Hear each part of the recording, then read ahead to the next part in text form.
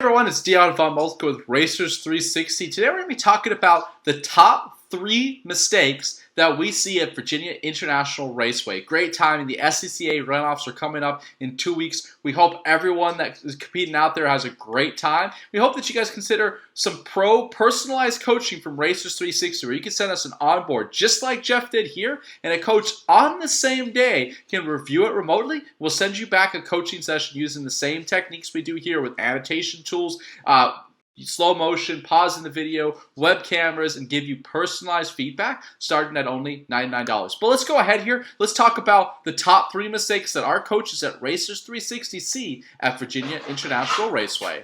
So we're going to start looking at turn 1 today. Turn 1 is one of those corners that is really tough. It's low grip, and it's really tough to find the right line here. So the 2 things about turn 1 that are very critically important is actually having somewhat of an earlier turn-in point and really delaying your initial throttle application. So we're on board here with Jeff, who we've worked with quite a bit. He has a great turn-in point. Notice where he starts to apex the corner. Really, the start of this green and white or yellow curve right here, this is where we want to apex. We don't want to use that. We want to get our right side tire just kind of touching this gray concrete if we possibly can.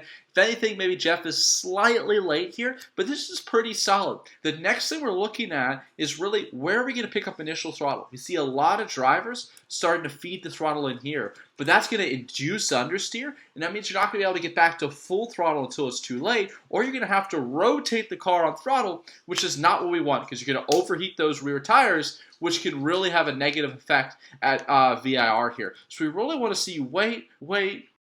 Notice how Jeff is trail braking all the way down to this section. Awesome. This is where he starts to feed in the throttle. Maybe slightly earlier for the higher horsepower cars. We want to wait till the end of that green and yellow curve. And a lower horsepower car, where Jeff is getting to the throttle is perfect. So that's what we want to see. The 2 keys to turn 1 is that a little bit earlier of an apex point than you think, and trail braking deep into it there. That's where we want to get back to throttle, getting back to full throttle much earlier. So from there, we're going to jump all the way to Oak Tree. Now, Oak Tree and Hogpen are the 2 most difficult corners, in our opinion, on this racetrack. Now, I'm sure you can totally disagree with that. We have no data to back that point up. It's more of a personal thing there. So a great way to think about Oak Tree is we find a lot of drivers think about Oak Tree as if it's 2 different corners. We want you to think about kind of it's one long bend. That can help you with the mental transition to allowing you to have one brake zone here. So we don't want to get back to throttle from this point until we're at the apex, the second apex, all the way around. So the heavy brake zone is being done right now, braking hard. We want to start lightening up the brakes as soon as we get to here so we can brake for a longer period of time, but with lighter pressure. Typically, the first downshift will come here.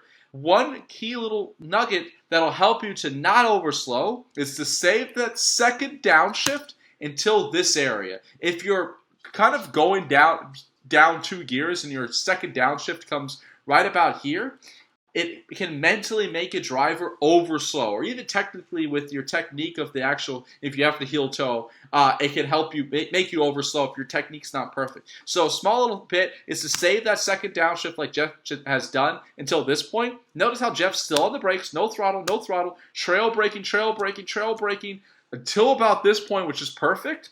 And now we're slightly early to throttle here. We really want to wait. This is where our initial throttle should only come in. That's going to allow you to get back to full throttle by about here. Notice that early throttle this lap caused Jeff to not be able to get back to full throttle until he was pretty much at the exit curve. Too late. So I'd like to have seen him be a little bit more patient, waiting to help rotate the car a little bit more. This is where we get back to throttle, back to full throttle by here, use all that track out there on exit, get a run all the way down.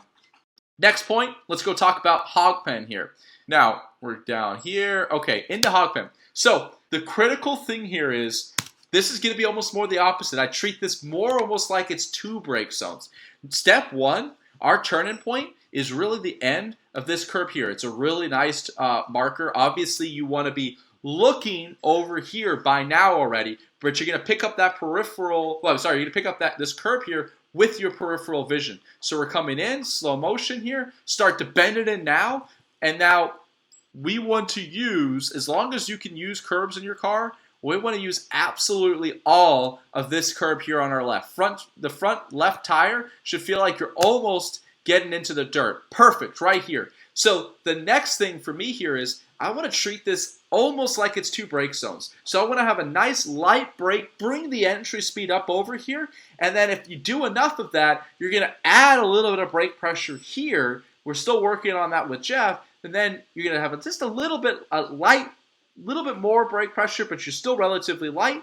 So the last point here is not too early to throttle. You want to wait until the car starts to compress. That's where we want to get aggressive back to throttle because that's where all the grip is. And then making sure we're using all of this track out there to our left. We want to get back to full throttle, open those hands, use that. So that's going to allow you to roll a little bit more entry speed up over the first part of hog pen down into this right-hander, getting a run onto the front straightaway. So those are the top 3 things to focus on at VAR for a quick lap. If you're looking for more help, we hope you'll consider our coaching options at Racers 360. You can learn more by visiting us at racers360.com. We'll see you on track soon.